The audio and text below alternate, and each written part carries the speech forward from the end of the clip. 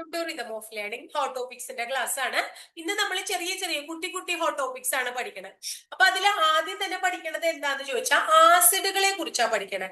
ചില വസ്തുക്കളിൽ അടങ്ങിയിരിക്കുന്നത് ഏത് ആസിഡ് ആണ് എന്ന് പറഞ്ഞിട്ട് പരീക്ഷയ്ക്ക് ചോദിക്കാറുണ്ട്. എക്സാമ്പിള് തക്കാളിയിൽ അടങ്ങിയിരിക്കുന്ന ആസിഡ് എന്ന് ചോദിക്കാറില്ലേ? അപ്പൊ അത് തന്നെ നമുക്ക് ആദ്യം പഠിക്കാം. തക്കാളിയിൽ അടങ്ങിയിരിക്കുന്നത് ഏത് ആസിഡാണ്? ഓക്സാലിക് ആസിഡ് ആണ്.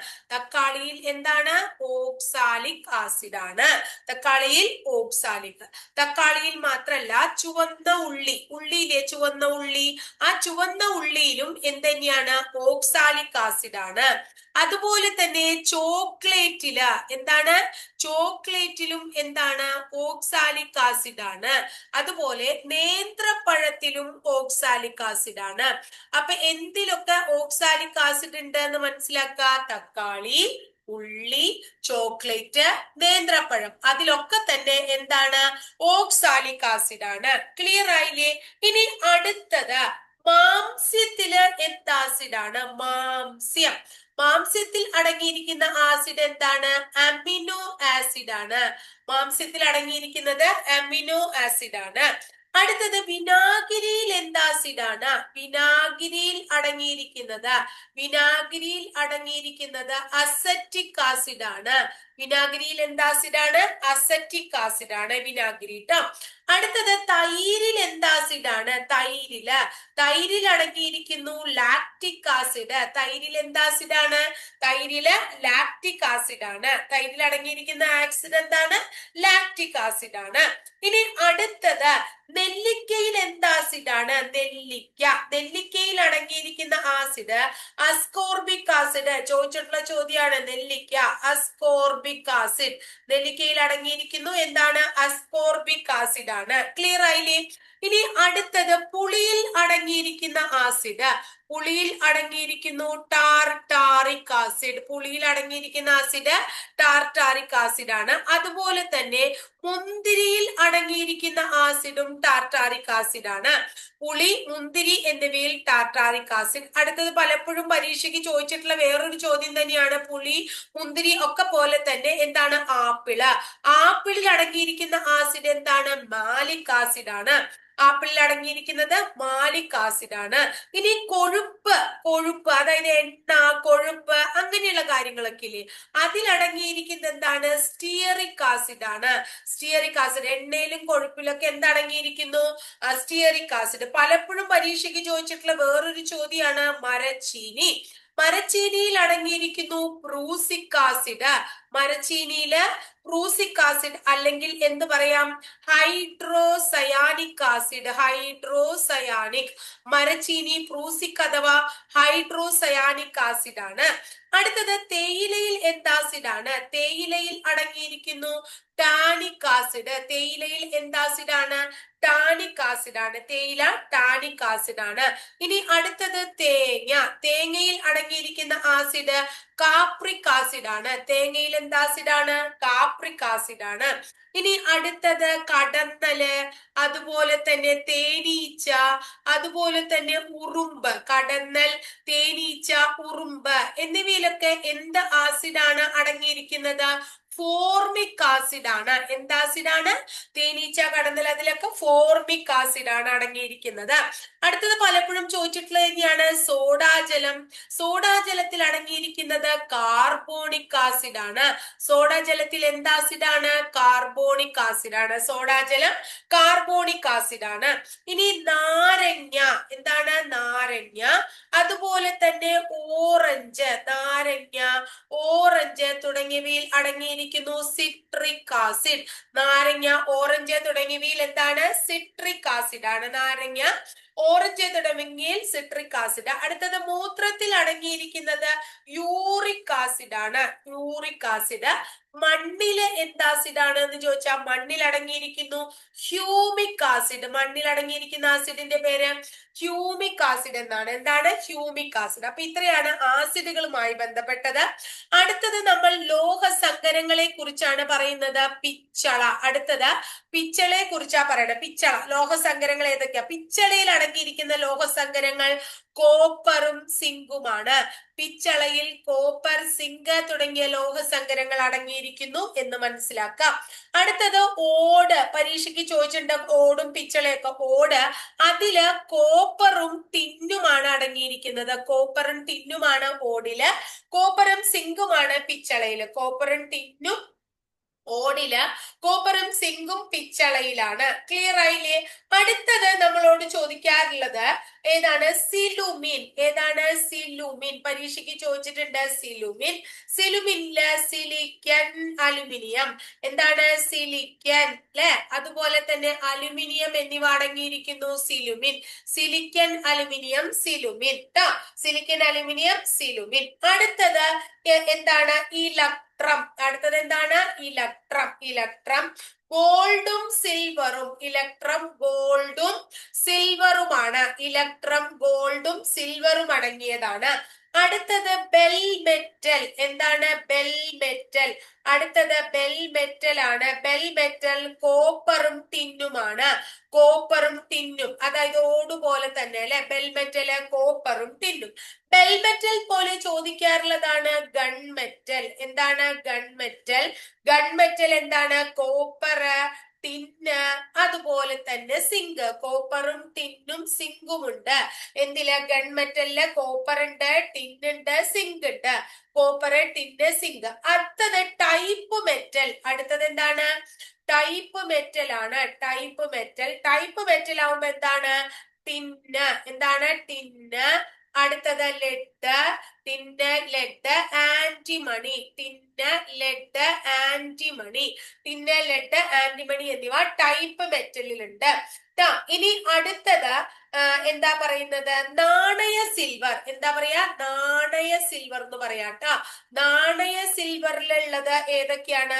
കോപ്പറും സിൽവറും. നാണയ സിൽവർ, കോപ്പർ, സിൽവർ. നാണയ സിൽവർ, കോപ്പർ, സിൽവർ എന്നിവ നാണയ സിൽവറിലുള്ളതാണ്. ഇനി അടുത്തത് ജർമ്മൻ സിൽവർ. അതും കാണാറുണ്ട്. German silver, copper, zinc, nickel. എന്താണ്? Copper, copper, zinc. Copper, zinc, nickel ഇതൊക്കെയാണ് എന്തിലുള്ളത്? German silver. Copper, zinc, nickel, German silver. ഇനി അടുത്തത് എപ്പോഴും ചോദിക്കാറുള്ളതാണ് ഡ്യൂറാലുമിൻ. ഡ്യൂറാലുമിൻ എന്തൊക്കെ അടങ്ങിയിരിക്കുന്നു? കോപ്പർ, കോപ്പർ, അതുപോലെ തന്നെ അലുമിനിയം. കോപ്പർ ഉണ്ട്, അലുമിനിയം ഉണ്ട്, പിന്നെന്താണ്? മാഗ്നീഷ്യം. എന്താണ്? മാഗ്നീഷ്യം. അടുത്ത എന്താണ്? മാംഗനീസ്. എത്രയോ പ്രാവശ്യം മുമ്പ് ചോദിച്ചിട്ടുള്ള ചോദ്യമാണ്. കോപ്പർ, അലുമിനിയം, മാഗ്നീഷ്യം, മാംഗനീസ് തുടങ്ങിയവയാണ് ഡ്യൂറാലുമിനിലുള്ളത്. ഏതാണ്? ഡ്യൂറാലുമിനിലുള്ളത്. ക്ലിയർ ആയില്ലേ നിങ്ങൾക്ക്? അപ്പൊ ഇനി അടുത്തത് ഫ്യൂസ് വയർ കൂടെ പഠിച്ചിട്ട് നമുക്ക് നിർത്താം. Fuse wire. അപ്പൊ ലോഹസങ്കരങ്ങൾ ഇവിടെ ഇത്ര മതി. ഫ്യൂസ് വയറിൽ ടിന്നും ലെഡുമാണ്. ടിന്നും ലെഡും ചേർന്നതാണ് എന്താ? ഫ്യൂസ് വയർ എന്ന് ഓർത്തു വെക്കാം. അപ്പൊ ഇത്രയും കാര്യങ്ങൾ ക്ലിയർ ആയില്ലോ? അപ്പൊ നമ്മൾ എന്താ പഠിച്ചേ? ആദ്യം ഫസ്റ്റ് നമ്മള് ആസിഡുകളെ കുറിച്ച് പഠിച്ചു. രണ്ടാമത് നമ്മൾ ലോഹസങ്കരങ്ങൾ അല്ലെ? ലോഹസങ്കരങ്ങൾ പഠിച്ചു. ഇനി അടുത്തത് നമ്മൾ പഠിക്കാൻ പോകുന്നത് രാസനാമങ്ങളും രാസസൂത്രങ്ങളുമാണ്. രാസനാമവും രാസസൂത്രവും. രാസനാമം, രാസസൂത്രം എന്ന് പറയുന്ന ടോപ്പിക്കാണ്. അതില് എന്താണ്? നീറ്റുകക്കയുടെ രാസനാമം. നീറ്റുകക്ക. നീറ്റുകക്ക. നീറ്റുകക്ക. നീറ്റുകക്കയ്ക്ക് വേറൊരു പേരും വിളിക്കും, ക്യുക്ക് ലൈം. നീറ്റുകക്ക അഥവാ ക്യുക്ക് ലൈം എന്താണ്? Calcium oxide. Calcium oxide. Calcium oxide ആണ് നീറ്റുകക്ക, ക്യുക്ക് ലൈം, കാൽസ്യം ഓക്സൈഡ്. കറിയുപ്പ്. എന്താണ്? കറിയുപ്പ്. കറിയുപ്പ്. കറിയുപ്പ് എന്താണ്? Sodium chloride. കറിയുപ്പ് സോഡിയം ക്ലോറൈഡ്. സോഡിയം ക്ലോറൈഡ് ആണ് എന്ത്? കറിയുപ്പ് എന്ന് പറഞ്ഞാൽ സോഡിയം ക്ലോറൈഡ് ആണ് ട്ടോ. ഇനി അടുത്തത് നമ്മൾ പറയും വാഷിംഗ് സോഡ അഥവാ അലക്കുകാരം. വാഷിംഗ് സോഡ അഥവാ അലക്കുകാരം. അലക്കുകാരം. Sodium carbonate. എന്താണ്? Sodium carbonate.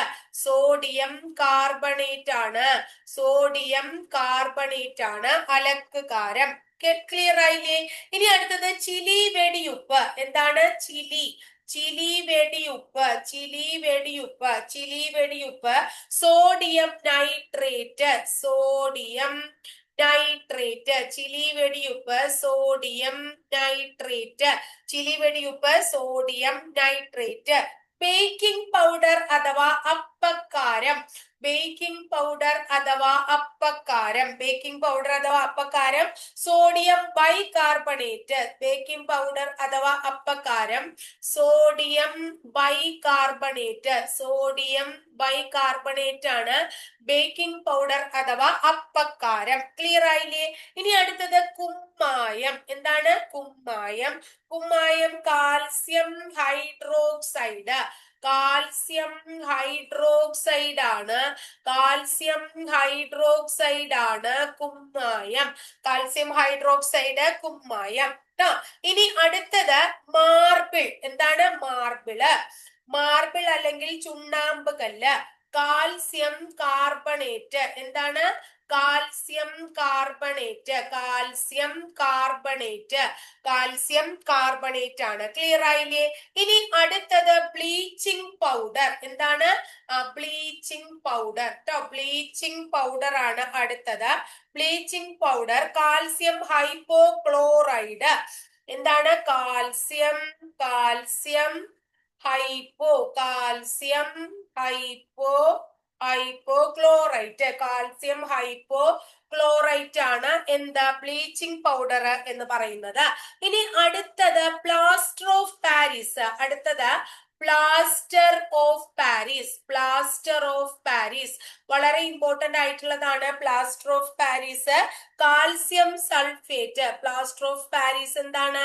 കാൽസ്യം സൾഫേറ്റ് ആണ് plaster of Paris, calcium sulphate. അതുപോലെ തന്നെ ജിപ്സം, ജിപ്സവും എന്തുതന്നെയാണ്? കാൽസ്യം സൾഫേറ്റ് തന്നെയാണ്. ജിപ്സവും എന്തുതന്നെയാണ്? കാൽസ്യം സൾഫേറ്റ്, ജിപ്സവും കാൽസ്യം സൾഫേറ്റ് തന്നെയാണ്. Gypsum calcium sulphate. ക്ലിയർ ആയോ നിങ്ങൾക്ക്? ഇനി അടുത്ത ഒരു ടോപ്പിക്കും കൂടി നമുക്ക് പഠിക്കാം. അടുത്ത ടോപ്പിക് എന്താണെങ്കിൽ അസ്ഥികളെ കുറിച്ചാണ് നമ്മൾ പറയണത്. അപ്പൊ മുതിർന്നവരുടെയും കുട്ടികളുടെയും അസ്ഥികളുടെ അനുപാതം എത്ര എന്നൊക്കെ പറഞ്ഞ പരീക്ഷയ്ക്ക് നമ്മൾ കണ്ടു. അപ്പൊ കുട്ടികളുടെ ആണെങ്കിൽ 300ഉം മുതിർന്നവരുടെ ആണെങ്കിൽ 206 അസ്ഥികളാണ് ഉള്ളത്. അപ്പൊ നമുക്കറിയാം, അതായത് കുട്ടികളിലെ ഏകദേശ അസ്ഥികളുടെ എണ്ണം 300 ആണ്. NCERT പറയുന്നത്, NCERT ബുക്കുകളില് 305 അസ്ഥികൾ കുട്ടികൾക്ക് ഉണ്ടെന്ന് പറയുന്നുണ്ട്. അപ്പൊ കുട്ടികളുടെ അസ്ഥികൾ എന്ന് പറഞ്ഞിട്ട് PSC എപ്പോഴും 300 ആൻസർ കൊടുക്കാറ്. വളരുമ്പോൾ കുട്ടികളിലെ അസ്ഥികളിൽ പലതും കൂടി ചേർന്നത് കൊണ്ടാണ് ഈ കുറവ് സംഭവിക്കണേന്ന് നമ്മൾ മനസ്സിലാക്കാം. ഇനി അതിൽ നമ്മൾ അസ്ഥികളെ കുറിച്ച് പറയുമ്പോൾ സ്ഥിരമായി ചോദിക്കാറുള്ളത് അക്ഷാസ്ഥികൂടങ്ങളുടെ എണ്ണം ചോദിക്കുകയാണെങ്കിൽ 80 ആണ് അക്ഷാസ്ഥികൂടം. അനുബന്ധ അസ്ഥികൂടം, അക്ഷാസ്ഥികൂടം 80ഉം അനുബന്ധ അസ്ഥികൂടം 126ഉം, അങ്ങനെയാണ് നമ്മൾ 206 പറയണേ. അതിൽ നമ്മൾ ചോദിക്കാറുള്ളതൊന്ന് പഠിക്കുക. തലയോട്ടിൽ, തലയോടില് 29 എണ്ണം, തലയോടില് 29 എണ്ണം.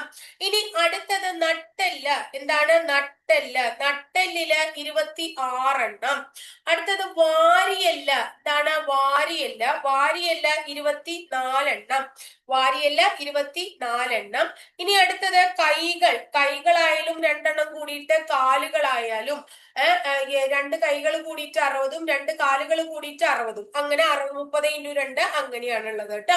അപ്പൊ ഇത്രയും കാര്യം ഒന്ന് ഓർത്തു വെക്കുക. ഇനി ശ്രോണി വലയത്തില് 2, അതുപോലെ തന്നെ തോൾ വലയത്തില് 2, മാറല് അത് വേണമെങ്കിൽ ചോദിക്കാം, മാറല് 1.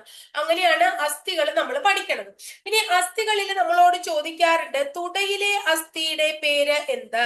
തുടയിലെ അസ്ഥിയുടെ പേര് ഫീമർ എന്നാണ്. തുടയിലെ അസ്ഥി ഫീമർ ആണ്. കാൽമുട്ട്, അടുത്തത് കാൽമുട്ട്. കാൽമുട്ടിലെ അസ്ഥി ഏതാണ്? പാറ്റല്ല. കാൽമുട്ടിലെ അസ്ഥിയുടെ പേര് പാറ്റല്ല എന്നാണ്, പാറ്റല്ല. ഇനി കണങ്കാല്, കണങ്കാലിലെ അസ്ഥികൾ ഏതൊക്കെയാണ്? ടിബിയ, കണങ്കാലിലെ അസ്ഥികൾ ടിബിയ, ഫിബുല, ടിബിയ, ഫിബുല തുടങ്ങിയവയാണ് കണങ്കാലിലെ അസ്ഥികൾ. ടിബിയ, ഫിബുല തുടങ്ങിയവയാണ്. ഇനി കണങ്കയ്യ്, കണങ്കൈയിലെ അസ്ഥികൾ, കണങ്കൈയിലെ അസ്ഥികൾ ഏതൊക്കെയാണ് എന്ന് ചോദിച്ചു കഴിഞ്ഞാൽ റേഡിയസ്, റേഡിയസ്, റേഡിയസ്, അതുപോലെ തന്നെ അൾന, റേഡിയസ്, അൾന തുടങ്ങിയവയാണ്. ഇനി ചെവിയിലെ അസ്ഥികൾ ഏതൊക്കെയാണ്? ചെവി, ചെവിയിലെ അസ്ഥികൾ ഏതൊക്കെയാണ്? മാലിയസ്, അതുപോലെ തന്നെ incus, malleus, incus, stapes. Malleus, incus, stapes തുടങ്ങിയവയാണ്. അപ്പൊ ഇത്രയാണ് അസ്ഥികളുമായിട്ട് റിലേറ്റഡ് ആയിട്ട്. ഇപ്പൊ ക്ലിയർ ആയോ? അപ്പൊ ഇന്നത്തെ ക്ലാസ്സിൽ ഇത്രയേ ഉള്ളൂ. അത്യാവശ്യം നമ്മൾ അസ്ഥികൾ പഠിച്ചു അല്ലെ, കുറച്ച് ടോപ്പിക്ക് പഠിച്ചു. അസ്ഥികൾ പഠിച്ചു, പിന്നെന്താ പഠിച്ചത്? രാസനാമങ്ങൾ പഠിച്ചു, ലോഹസങ്കരങ്ങൾ പഠിച്ചു, പിന്നെന്താ പഠിച്ചത്? ആസിഡുകൾ പഠിച്ചു. അപ്പൊ 4 ടോപ്പിക്കാണ് ഇന്നത്തെ ക്ലാസ്സിൽ പഠിച്ചത് കേട്ടോ. അപ്പൊ അടുത്ത ദിവസം മറ്റൊരു ടോപ്പിക്കുമായി നമുക്ക് വീണ്ടും